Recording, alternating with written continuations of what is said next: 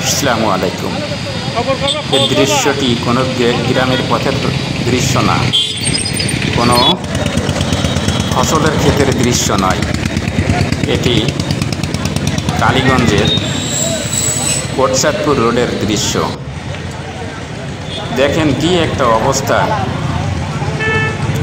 আমার Facebook ID থেকে সবাইকে স্বাগত জানাচ্ছি আমি হাবিব ওসমান।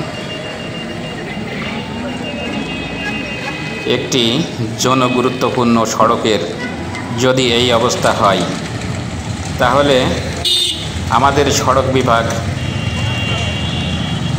বা পৌরসভা আসলে তাদের কাজটা কি? তারা তো প্রতিনিয়ত মানুষের এই দুর্ভোগ দেখতে পাচ্ছে। দেখেন মানুষ কত কষ্ট করে এই সড়ক দিয়ে চলাচল করছে। শুধু এই সড়ক নাই, কালীগঞ্জ শহরের প্রায় প্রতিটা সড়কই এখন মহাসড়ক এখন একই অবস্থা। আমাদের পৌরসভা আছে, তারপর কালীগঞ্জ উপজেলা পরিষদ আছে, পৌর পরিষদ সহ সড়ক ও জনপদের অফিসও আমাদের এখানে আছে। তারাও কিন্তু এই পথ দিয়ে চলাচল করছে। যদি আপনি মেরামতের কথা বলেন, তাহলে দেখেন কিছু নিম্নমানের ইট এবং বালু দিয়ে রেখে চলে যায়। এটা বেশিক্ষণ স্থায়ী হয় না। তারা আসলে করেটা কি? এটা কালীগঞ্জবাসীর প্রশ্ন।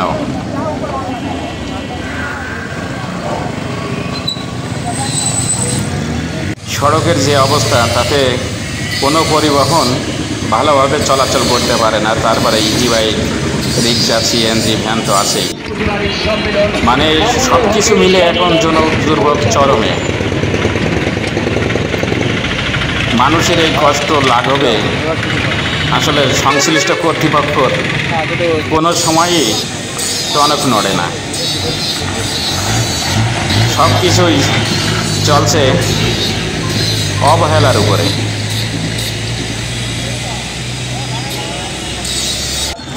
একটু বৃষ্টি হলেই মনে হয় এটা কোনো সড়ক না, এটা যে একটা জনগুরুত্বপূর্ণ সড়ক সেইটা মনে হয় না, মনে হয় কোনো ফসলের মাঠ। অল্প একটু বৃষ্টিতেই পানি বেঁধে পানি কাঁদে একাকার হয়ে যায়। সংশ্লিষ্ট কর্তৃপক্ষ যদি এদিকে একটু নজর দেয়, তাহলে এই সড়কগুলো যেখানে জনগুরুত্বপূর্ণ সড়ক, সেগুলো তো একটু মেরামত করা যায়। আর মেরামত যেভাবে করে সেটা বেশিক্ষণ স্থায়ী থাকে না। এভাবেই প্রতিনিয়ত চলতে হচ্ছে এলাকাবাসীর।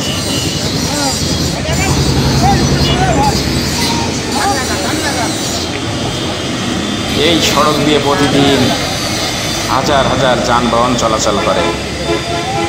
এতে পথচারীদের চরম দুর্ভোগ পোহাতে হচ্ছে।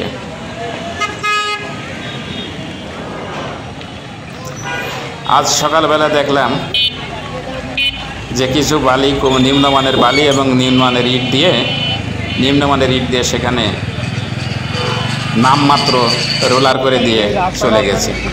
শুনি মানুষের কথা। এই রাস্তাটা অতি তাড়াতাড়ি মেরামত করলে খুবই ভালো হয়। তখন একটা বড় দুর্ঘটনা ঘটতে পারে। এই জায়গাটা এতই খারাপ, আমার যেহেতু এখানে দোকান, আমি তো যেহেতু দেখি যখন বৃষ্টি হয় এই জায়গাটা অনেক ভেসে যায় পানি। তখন বড় বড় গর্তের কারণে অনেক গাড়ি উল্টে পড়ে যায়, ছোটো বাচ্চা নিয়ে বা অনেক মুরব্বী আছে, এই জায়গায় পড়ে যায়।